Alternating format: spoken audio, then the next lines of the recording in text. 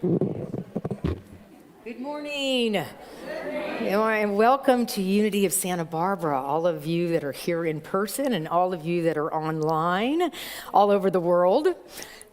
We're starting our service, studying metaphysics and all, having an affirmation, and we say, "It's a beautiful day in my consciousness." Can we say that together?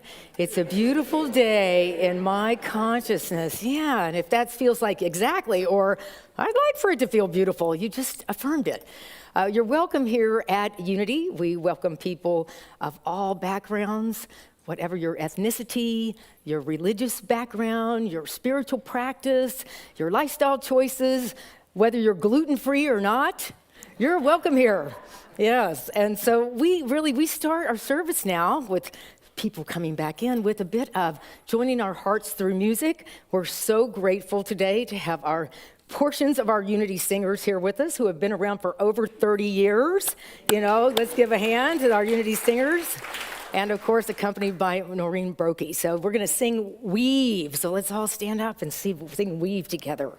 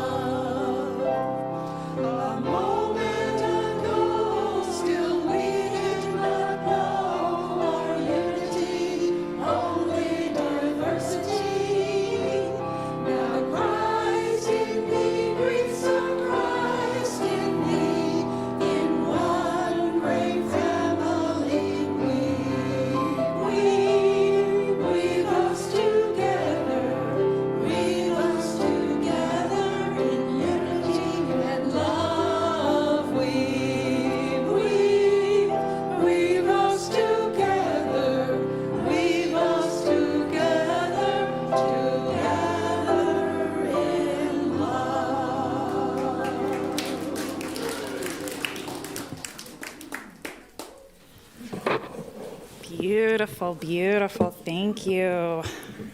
We are woven together in love. Well, good morning, everyone. Good morning. Good morning, internet world. Hey, y'all. How are you doing? Thank you so much for joining us here today. For those of you who don't know me, I'm Chrissy, and I try to follow this script, but I apologize because I'm probably going to go off it. Let's see here. So, diversity and inclusivity of people who just make it up as we go along. So we light this candle. Grateful Dead, you are the eyes of the world. This candle lights it to illuminate your path. So remember, we are the light of the world. You can say it with me. We are the light of the world. Or I am the light of the world, because that's what it says on the prompt. There we go with that off-script thing, sorry. All right. In addition to light, there is this thing called sound, vibration.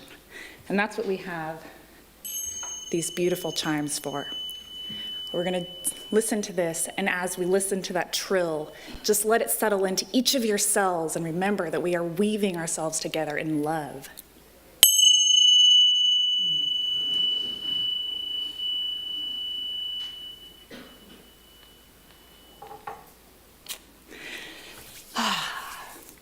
So today, our daily word is grace.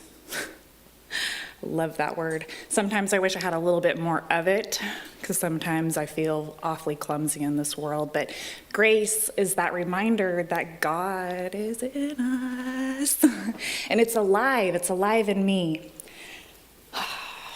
So we remember with the daily word today for Sunday, May 2nd, 2021. Can you believe we're here? It's almost summer. What happened? But I don't need to do anything to earn or deserve this grace of God, because it's always present. It's always mine to claim in any situation. Grace dawns in my awareness as soon as I move beyond the limits of my human understanding. I let go and let the peace, love, wisdom, and strength of God fill me, lift me, and guide me.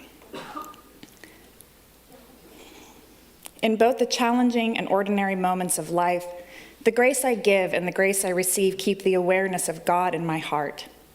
During a tough conversation, a thought comes to mind that helps reestablish harmony. As I mull an important decision, a fresh insight clarifies my thinking. Feeling overwhelmed by my to-do list, anybody know that one? I feel renewed energy and move forward with strength and enthusiasm. In these moments and more, I discover grace anew. And from John 1:16, from his fullness, we have all received grace upon grace. Grace upon grace, that's like whipped cream on top of whipped cream with a cherry and another cherry on top of that cherry. It's kind of like all the good stuff. Oh, but what does it mean to really have spirit alive inside of you and to help you steer as you go throughout these moments of life? And I really, to be just completely upfront, I didn't check the email to see what the daily word was before coming to church today. So as I was getting ready today, I was like, oh, wow, I wonder what I'm supposed to talk about. And I heard a song come on.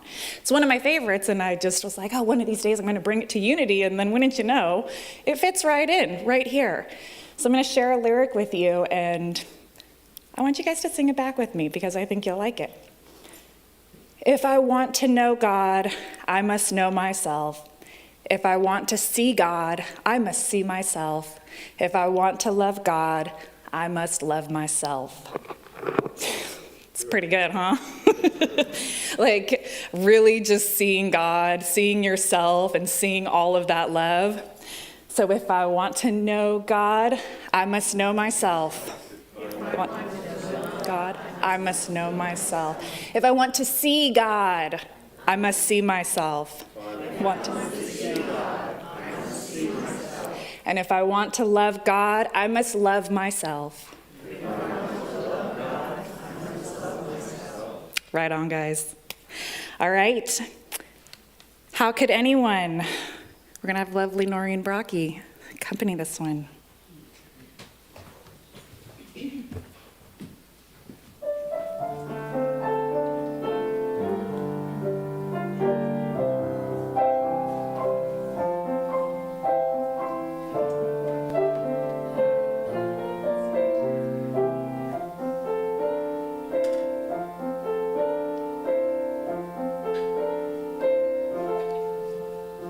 How could anyone ever tell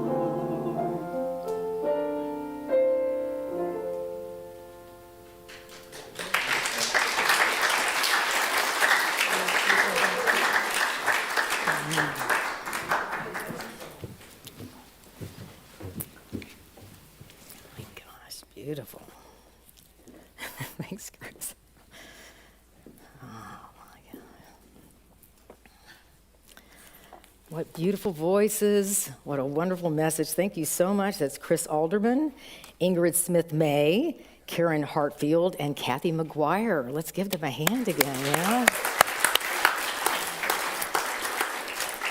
Color coordinated and everything. Come on.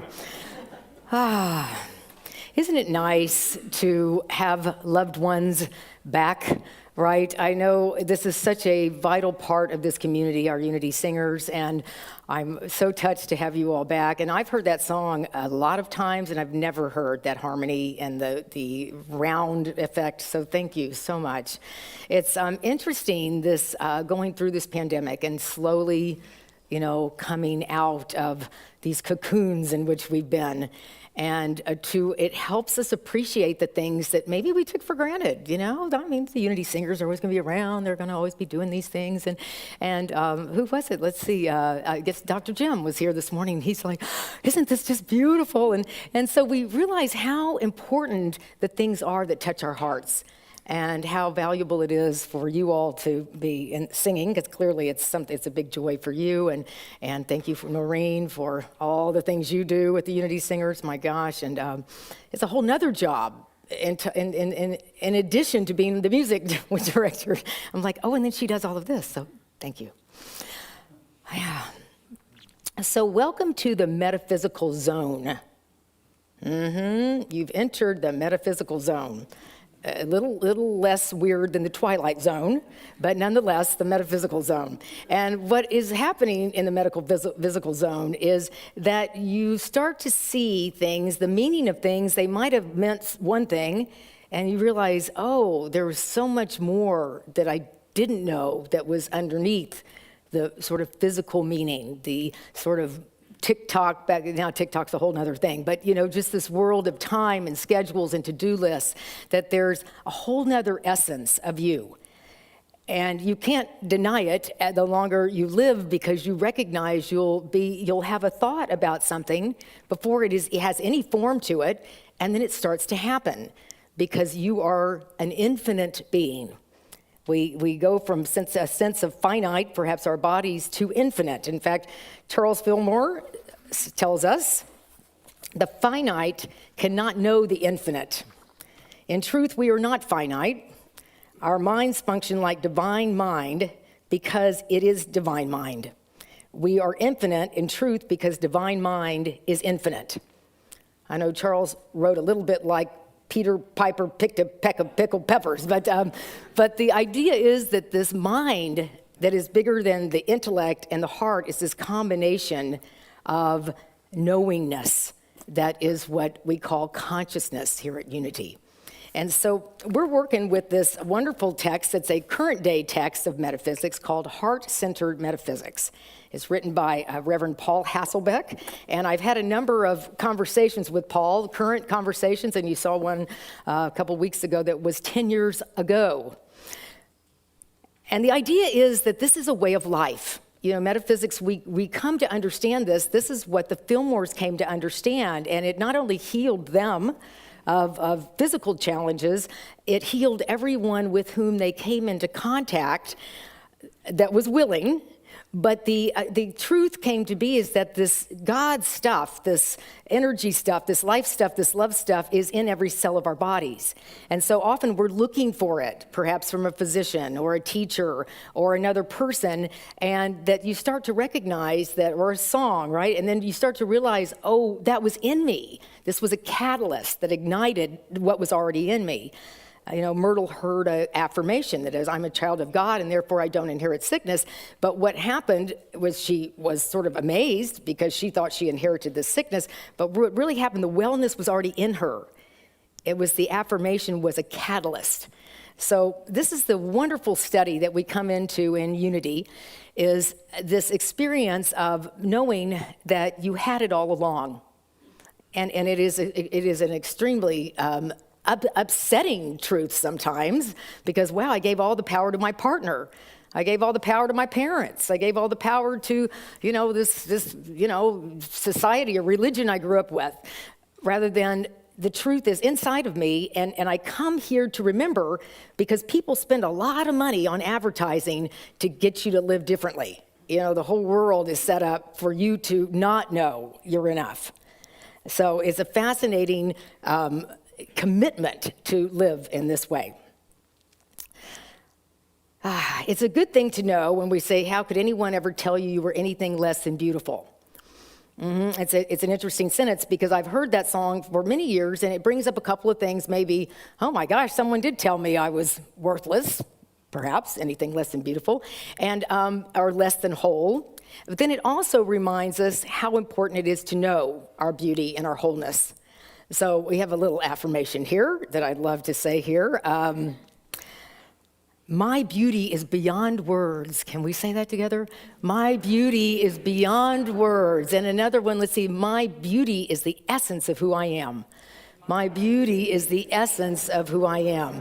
Yeah, now do we see that this is a knowingness rather than, boy, I need for people to tell me something that I need to hear? Because, boy, I've set people up for that. Like, you haven't told me for a long time that I'm smart. And something. Well, maybe I may need to be the one to know that about myself, or at least be interested in knowing that about myself. So I'm going to have a little revelation, as I do sometimes, because I think if you watch yourself in life learning these things, it's funny.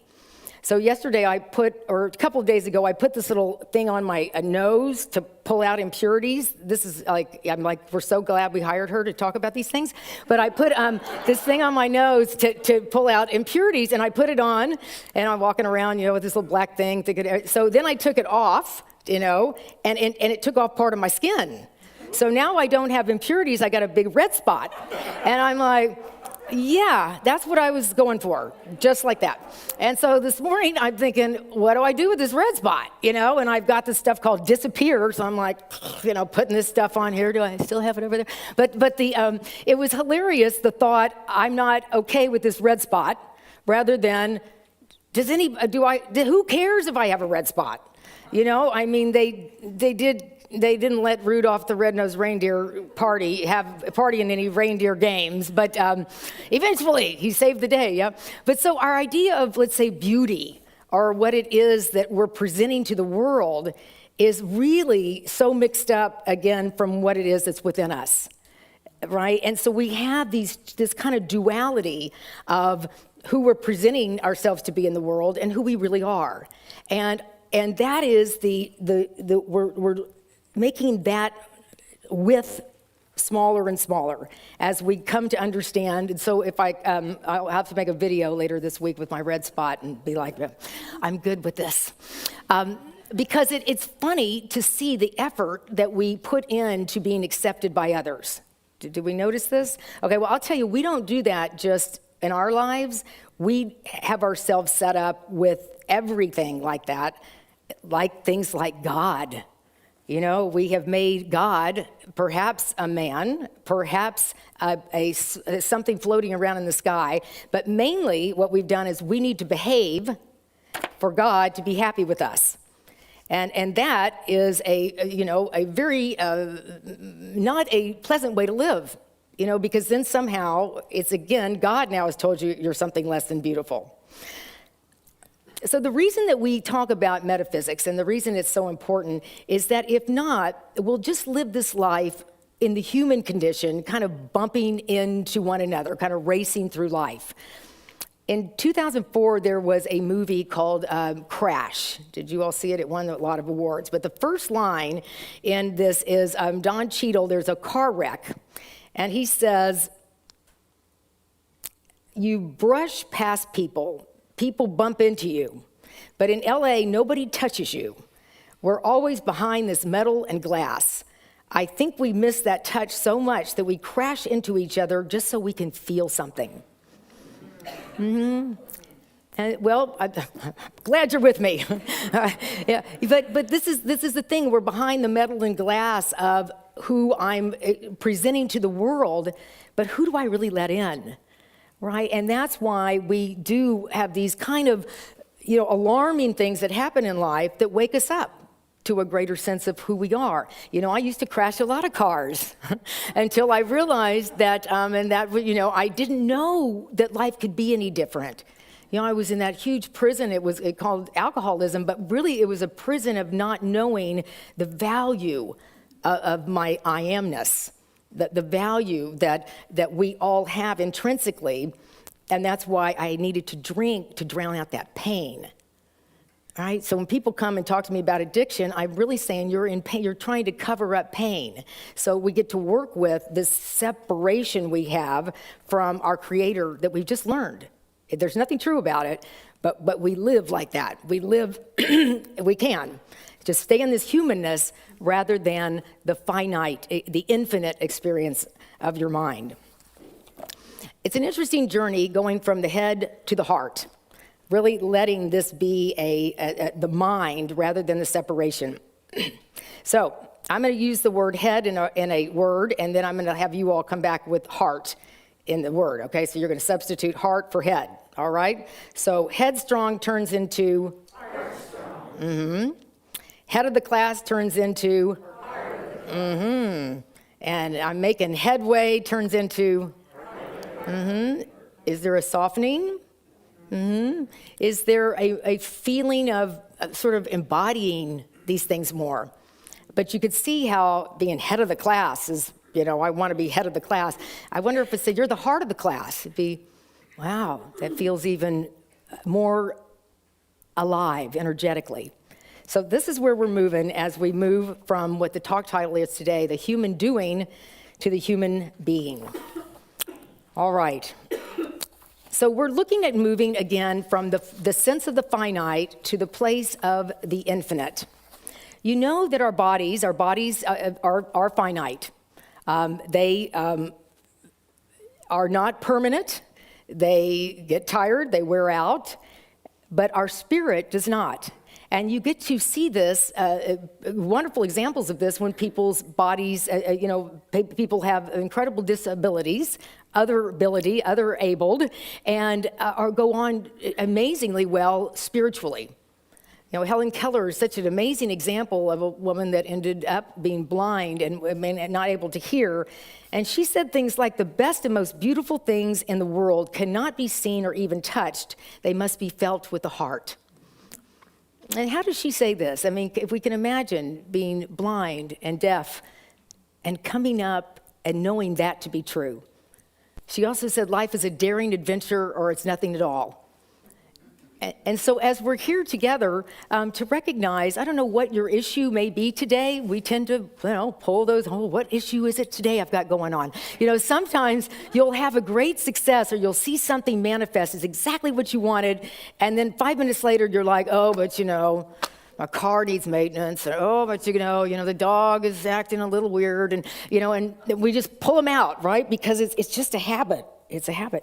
Oh, can I get my little bottle? What did I do with my water? I don't know. Oh, it's right here. Okay. No issue, no crisis. Here we go. So we're working with this idea of letting the infinite guide us. When we get stuck, when things happen, when we're worried, to be able to let ourselves calm enough to move into the infinite mind. That's why we meditate. We don't do it just, so we can force everybody to be quiet, because that's a nice thing to do too. But the idea of there is a wisdom, all of those 12 powers we talk about, those are within. So we quiet our chatter to listen. One of our best teachers, the very first book you read in Unity often is called Lessons in Truth. Have people read Lessons in Truth, right? It's a really wonderful, beautiful book. And the reason that we're doing metaphysics now is that we're getting into the roots of unity. And I hope that more of you will become interested in, I'm going to teach a class starting in the middle of May for 6 weeks on metaphysics, but also these unity texts, there's so much wisdom in them. And then you can understand why we're here. You can get credit, you can become a licensed unity teacher, which is what I did before I went into ministry, and there's a place where you could be teaching. Not just because you're brilliant as you are, and everybody's like, how did you do that? It's like, to really become involved here in that way of your own wisdom. So her name is Emily Cady, that wrote Lessons in Truth. It was the first book I read with Unity, and her quote is, God is not a being or person having life intelligence, love, power. God is that invisible, intangible, but very real something we call life. So it's such a shift from God is not a person or a being.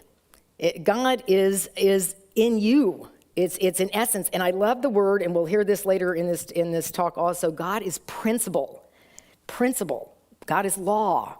So it's something in you that when you want to sing, you're going to sing. That is God moving through you. It is not, I asked God if I could please be a good singer, right? It's not that at all. It's allowing God to move through you.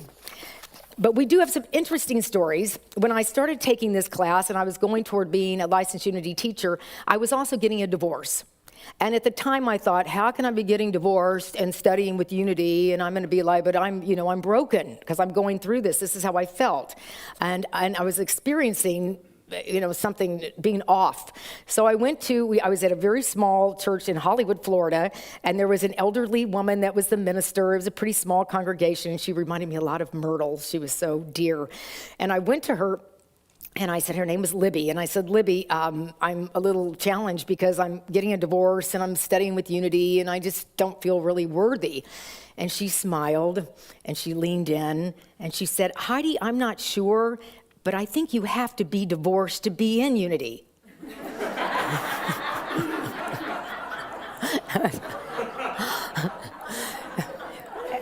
And do you see how she shifted me from this finite, I'm broken, to come on, right? Come on.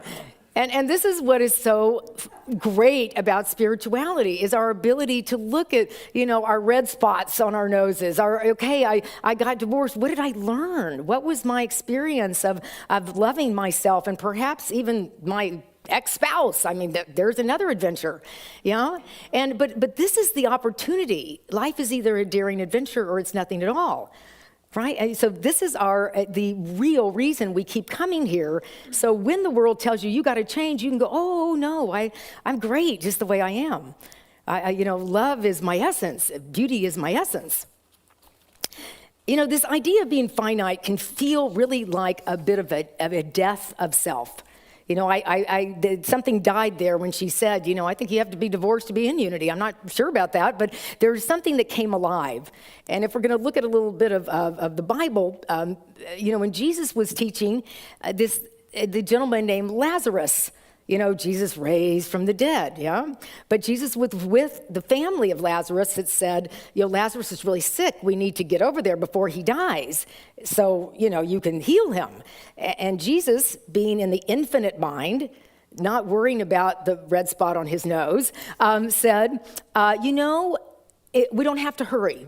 I got this. And he said, though, your brother is sleeping, but I will awaken him. And so, the point of what he's really saying is this finite, the way we go through life, and this is life and death, and this is how it is, and all of this kind of control we tend to want to have over life. Jesus is saying, I am the resurrection and I am the life. And he's not saying I am and you're not. He's saying that this resurrecting spirit, this life force is in me and it is in you. That's why when we weave, the Christ in me greets the Christ in thee. Yes, it's not that Jesus was any exception. He was really an example. And so when he comes to raise Lazarus from the dead, Lazarus is in a tomb, and he says, we're going to roll away the stone. And the family says, oh, it's going to smell awful, because Lazarus has been dead in there. And he looks at everybody again and he goes, you got to believe. What's going on with my group here? What happened to you people? You can already, you got to believe this. This is the way. You are the way. You are the life and the resurrection. And he's like, so that's what we're believing here. And then the next thing he did was he was grateful. He said, thank you, Father. And there's no Father, outside Father. He's saying, thank you for always answering my prayers. And what he's really affirming is thank you for this spirit that is more than the body. Thank you for the infinite mind. And finally, here comes Lazarus. But this is our story. When Libby said that to me, something else was born in me. Something else that I love to study. I was sitting there just reading Emily Cady. I was in a job I didn't like. But the work, the energy of the words made it possible for me to resign. And, and I told you all this when I first got here. I was a flight attendant, and I went to my supervisor, and I said, I've had a higher calling. And she said, higher than 30,000 feet? And I went, yeah, exactly. I'll tell you later if you want to come follow me along my path here. But it's fascinating to see the resurrection that happens to all of us when we're able to let that finite part go. All right, Charles Fillmore, one more time. He's got the book called The Atom-Smashing Power of Mind. Now, there's a title, yeah? And he says, we must relieve our minds of a personal God ruling over us in an arbitrary, man-like manner. God is not a person, but principle. By principle, we mean definite, exact, unchangeable.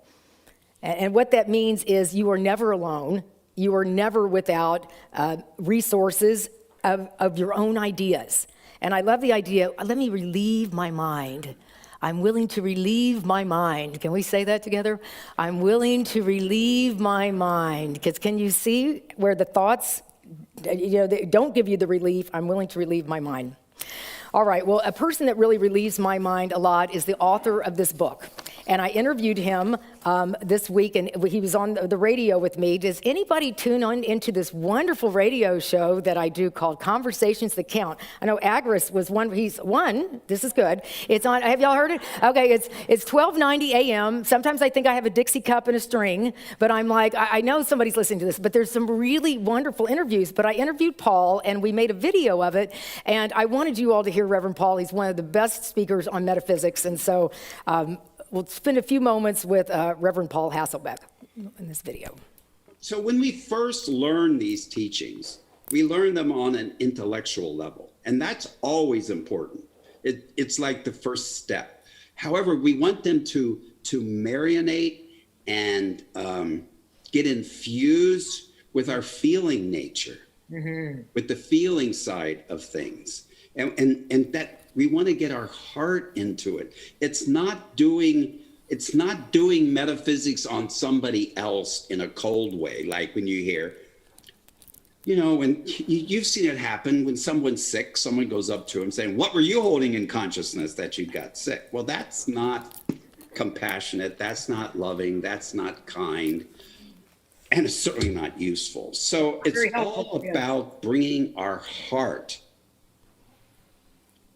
into all of this that we're learning. And while I'm speaking, we have a habit in our society where we say head and we point to our brain, and we say heart where our physical heart is. And in that, we're demonstrating a separation. Well, I'm here to tell you, my consciousness is not limited to my cranium. In fact, my consciousness is all around me and in me. I'm infused with it. And this thing we call heart is not the physical heart. It is as pervasive as this thing I call head or intellect or intelligence or consciousness. And in fact, for me, they're always traveling together. And this gets me back to something you just said. Often we're not aware of the heart side because all of our attention is on the intellect side. Excuse me, I need water. Yeah, no. And Paul, at the same time, and this is, you can get so lost in the emotions. Right. Right. So it is this balance. In fact, I've got to bring this up before I forget it, that you must talk about it as level-headed or level something. Because I saw you're big on props, and I saw you with some kind of leveling device on your head. Yeah. Yes. So is that what you're referring to? So that has a double entendre. There's being level-headed, so there's a balance between heart and head, okay? But there's also these 4 levels of consciousness, just to make it simple, because we can live from a victim framework, we can live from a victor framework, we can live from a vessel framework, or we can live from a verity or truth framework. So there's a double entendre going on there. Yeah. Yes. But So I saw a gentleman I was in a meditation silent workshop, which is always even more profound when you start hearing words, when the teacher starts to say something. And it was an Asian man, and he was talking. He said, my father, when he would talk about, I'm thinking about something, he'd put his hand on his heart. oh, that's beautiful. And I was just, of course, I've been quiet for 3 days, and I'm just, crying, because I thought, what a beautiful thing. This is what I think about this. And I thought, what a wonderful way to talk about when we're thinking about something to touch our hearts. Yeah. So we always want to bring our heart into our work, into our play, into everything. And you talk about prayer, which is another big shift at Unity in my mind, the way I grew up with the prayer of the beseeching and praying right and facing the right direction or whatever. And you quote Myrtle Fillmore here on your website also, that prayers aren't sent out at all. Right. Sometimes that is our trouble. Where in the world would we send our prayers? We should direct them to our minds and our hearts and affairs. We commune with God mind within our own consciousness. Prayer is an exercise to change our thoughts, habits, and our living habits, that we may set up a new and better activity in accord with the divine law, rather than with the suggestions we've received from various sources. Yeah. So this is a big subject. Back in the day, I didn't have much to say about prayer, but I've done some extensive research around it, and Unity prayer is a much deeper and profound thing than I ever understood. Mm-hmm. And there's some basic concepts that if you don't know them, you're going to be praying positively, but it's going to look like the prayer you did in church, in some other religious tradition. Again, a person can pray any way they want. However, we're not praying to an outside God. We are aligning ourselves with the awareness of our innate divinity. So in Unity, or when I pray, I'm praying from the awareness of my divinity. Yes. The old way to say it is praying from awareness of God, but that's very, very separating. So that's one important thing.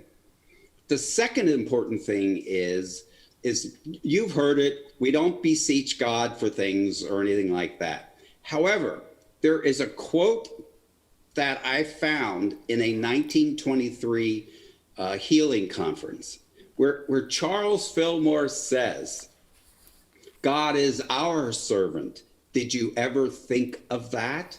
Wow. And so the concept is that we use God. God doesn't use us. Now, in the G word, if you use the G word, you think it might get struck with lightning. But when we get it, that both Myrtle and Charles define God fundamentally as principle, it makes sense to use principle. And so our prayers must be all about claiming and putting a demand on principle. In fact, in Teach Us to Pray, Charles and Cora Fillmore said, we are to pray vehemently. And so it's all wrong to get small and meek and pray that you don't disturb God. It's all about claiming our divinity, standing in our divinity, having conviction for these principles. Mm-hmm. Prove God in this. Right. So yes. Yes, but it's more like proving principle and law. Yes. Right? Because there's no personhood of God, right? There's no person, there's no entity. Personally. Right? Yeah. I love it. All right. I just wanted you all to see Paul Hasselbeck. Yes. Yes. So God doesn't, it's not, again, this we need to behave for God. God is the servant, right? We're declaring, we're vehemently praying in the sense of this within us, right? This idea of let me see the power that I am. Let me see the beauty that I am. Let me see the love that I am. Let me use this that is within rather than beseeching that is without. It's a very different experience than most of us learned growing up with the God outside rather than this God inside. And it is so valuable to look at our founders and these basic teachings that they brought. I'll talk about the levels of consciousness next week, but I also it's so important that we bring the lightness and the humor into this. Myrtle also said, though personal to each of us, God is it. Neither male nor female, but principle. God is not a cold, senseless principle like that of mathematics, but the principle of life, love, and intelligence. All right? And so we see that one of the other ways that we can use this in a very serious way is judging others. And we know the story of the people stoning the lady that was the prostitute years ago in Jesus' day. And so they're stoning her, and she's bad, and we're going to get rid of her. And Jesus says, he or she without sin can cast the next stone. Right, he's making a point there. And then here comes a stone from the back of the crowd and lands, and Jesus looks back and he says, "Cut it out, Mom." I'm sorry. Sorry, I had to throw it in there. But we find, I know. They just, had to make sure y'all were awake.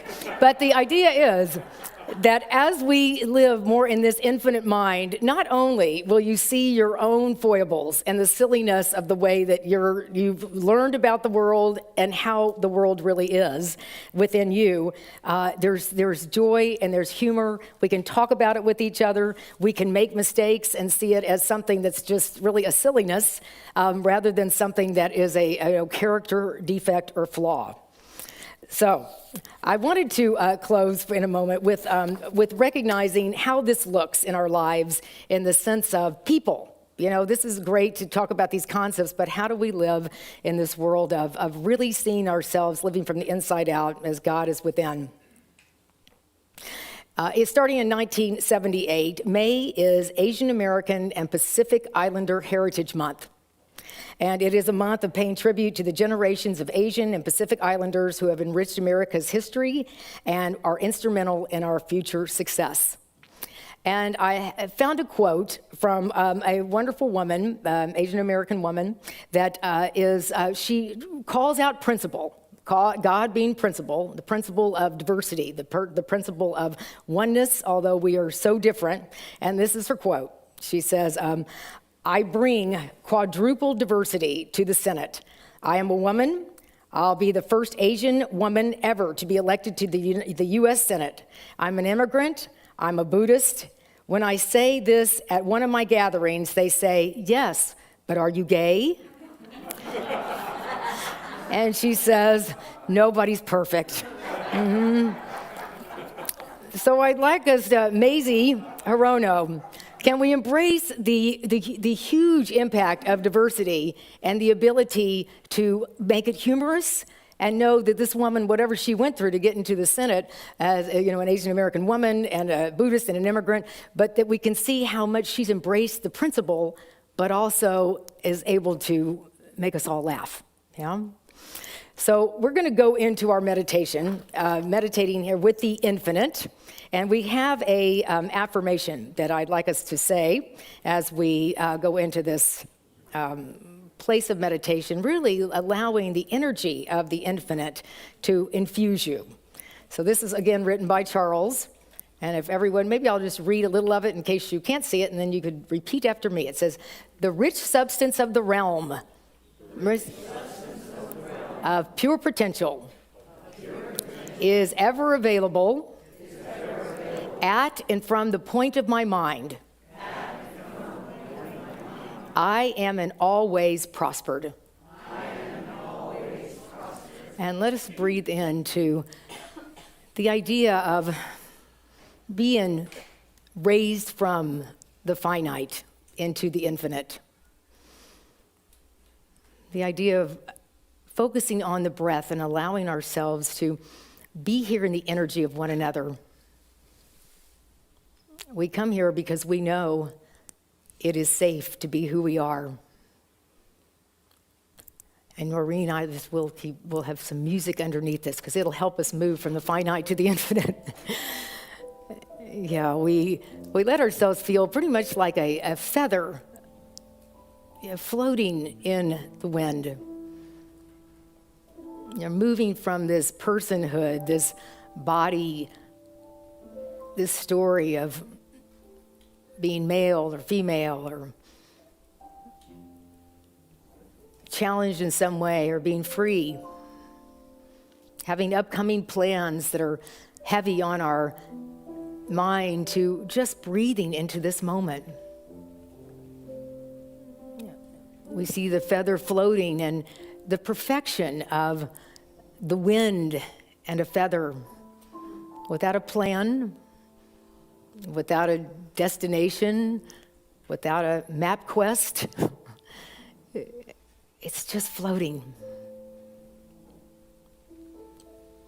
So we allow ourselves to feel what it feels like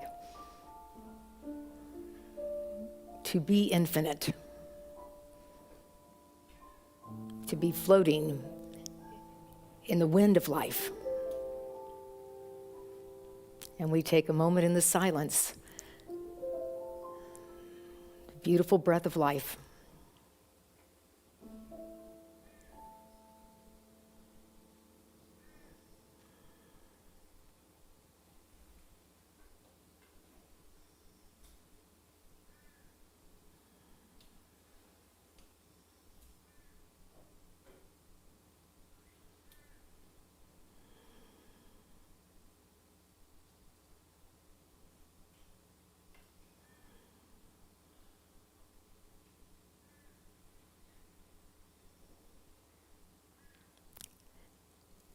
There's an energy that beats my heart, that allows the flow of blood. Bless you. And we are a radiance. And the more we know that, and the more we can feel our connection to the energy of the sun and nature, we know we are beautiful, we are whole. Nothing anyone says matters, because it really has nothing to do with us. So we bask in this beautiful connection that's created here at Unity of Santa Barbara, and we empower that truth so we can be the light of the world and a blessing in every step.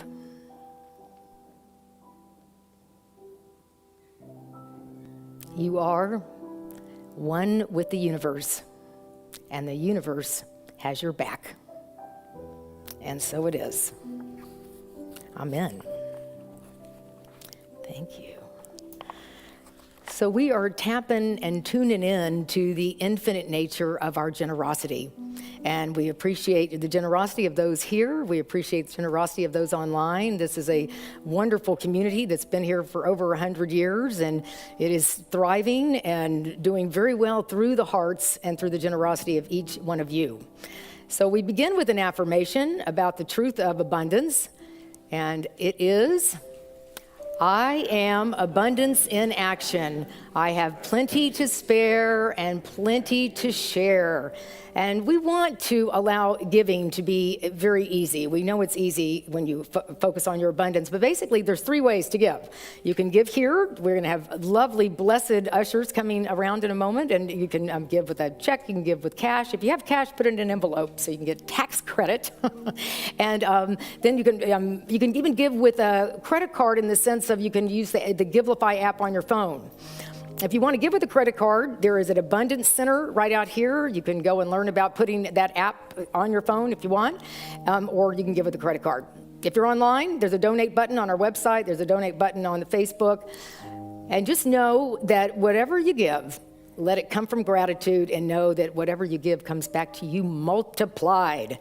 So why don't you put your hands together, whether you're online, whether there is anything in your hands, just put your hands together, because many people give electronically. But the main thing is we feel that flow, that infinite. And so we say together, divine love through me blesses and multiplies all that I am, all that I have, and all that I share. And we're going to sing together, God is my source. Principle is my source.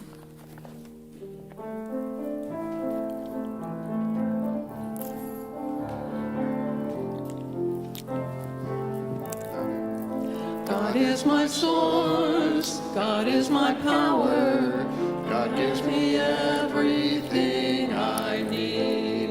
So I give thanks for all my blessings, God gives me everything I need.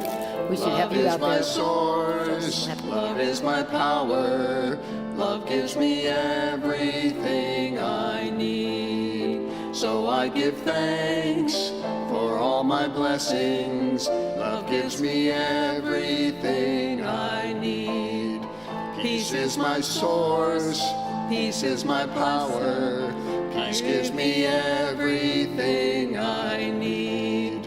So I give thanks for all my blessings, peace gives me everything I need. Peace gives me everything I need. Peace gives me everything I need.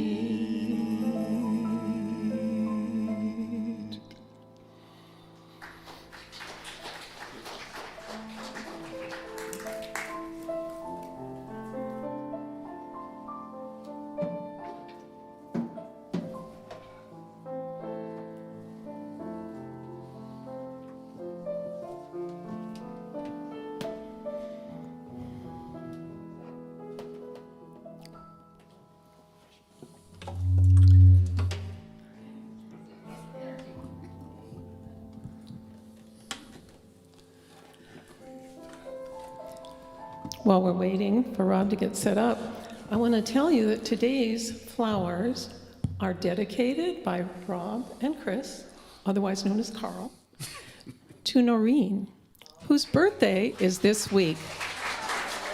She is the heart and soul of the Unity Choir. Happy birthday. And we'd also like to dedicate this song to our dearest friend, Noreen. Ready?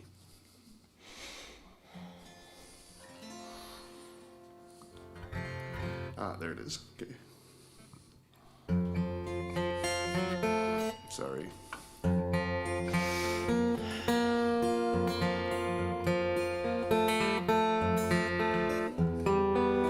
If you're down and troubled, and you need a helping hand, and nothing is going right. Close your eyes and think of me, and soon I will be there to brighten up even your darkest night. You just call out my name, and you know wherever I am, I'll come running to see you again. Winter, spring, summer, or fall, all you got to do is call, and I'll be there, yeah, yeah, yeah. You got a friend.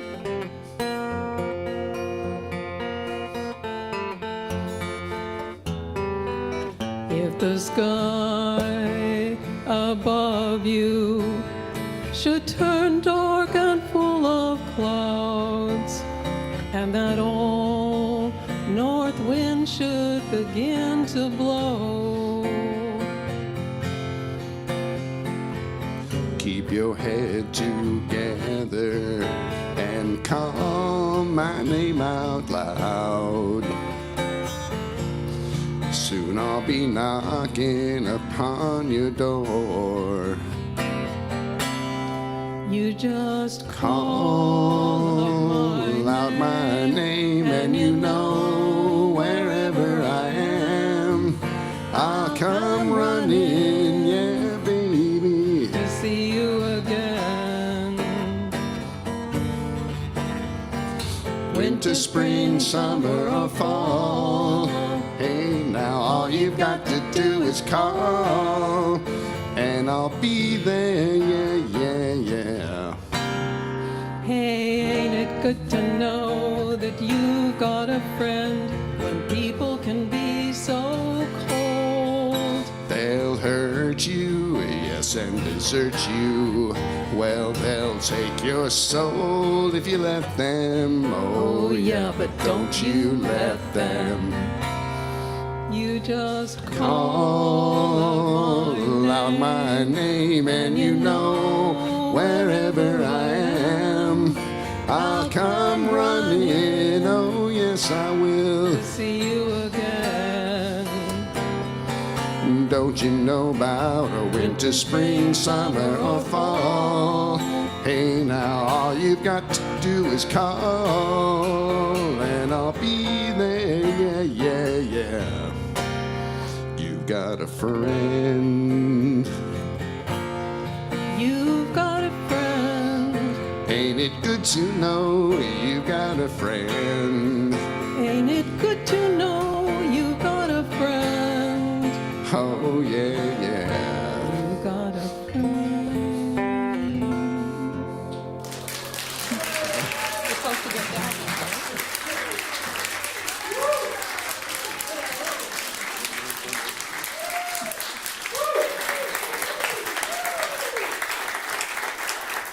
Wow, wow.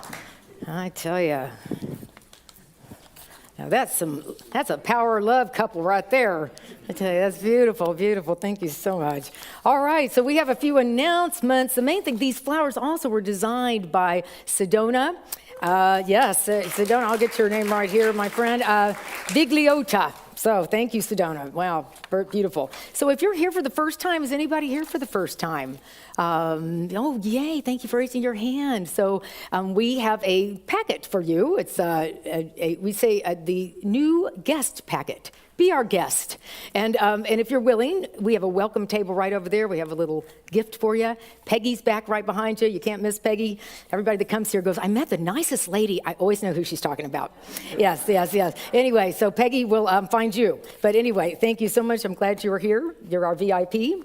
Let's see, a couple of things. I'm going to start teaching a class mid-May on heart-centered metaphysics. I would love you all to be there. You will start to really carry that essence of the Fillmores. You know, we're the hands, the heart, the feet of the Fillmores. So let us come together and learn that. That'll be 6 weeks starting May 12th. You all have asked for it, and now it's here. We have a lot of different May events. We're going to have yoga in the courtyard every Friday afternoon at 3:30 and 8:30 on Saturday morning, starting the weekend of May 14th.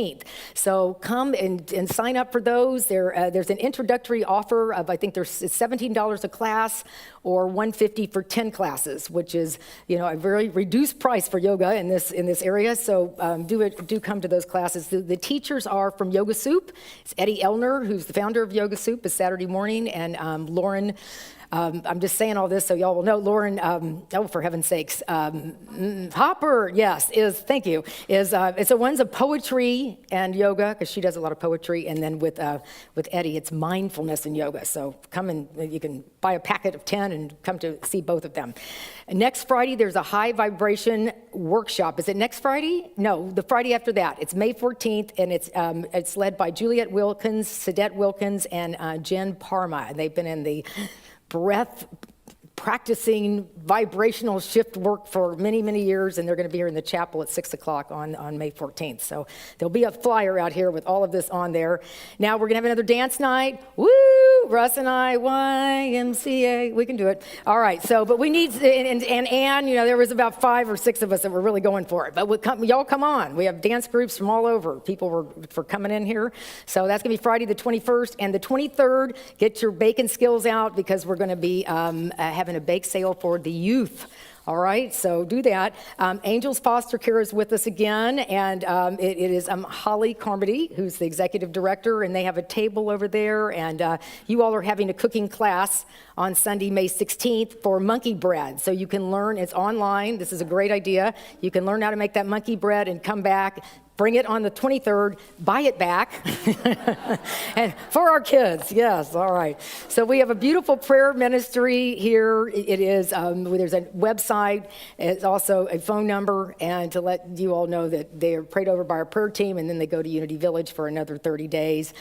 We have a volunteer appreciation luncheon today. So if you volunteered here at Unity, we want to feed you and celebrate you. We're going to celebrate our teams and all the ways we you all volunteers make this place work. So let us say thank you to you, and thank you for that. I was going to start at 11:45, and what is the other piece of that?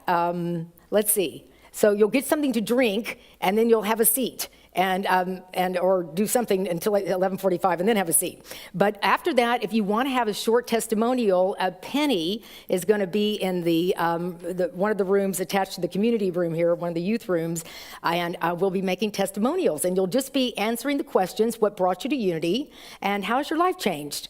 All right, so it's really, we'll be editing some of you, if you know what I mean. But anyway, it's going to be wonderful for our website and for our promotion, because everybody wants to know you guys, and y'all are the ones that make this place come alive. All right, so again, I want to thank all of the volunteers. It's great. Welcome to our guest. Thank the AV team. Penny puts all this together, and Gary's here today. Noreen, the Unity Singers. Let's thank everybody.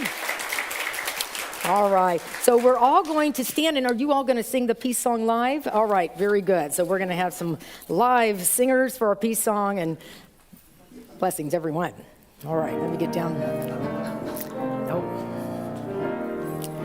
Let there be peace on earth, and let it begin with me.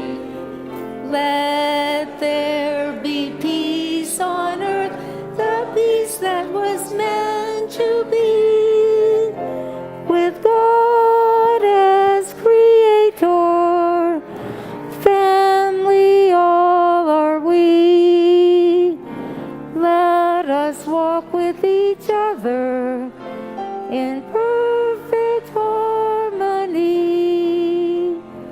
Let peace begin with me. Let this be the moment now. With every step I take, let this be my joyous vow. To take each moment and live each moment in peace eternally. Let there be peace on earth, and let it begin with me. If I want to know God, I must know myself. If I want to see God, I must see myself. If I want to love God, I must love myself. Oh, I love you guys. The light of God surrounds us. I am that light. The love of God enfolds us. I am that love. The power of God protects us. I am that power. The presence of God watches over us. I am that presence. Wherever we are, God is, and all is well.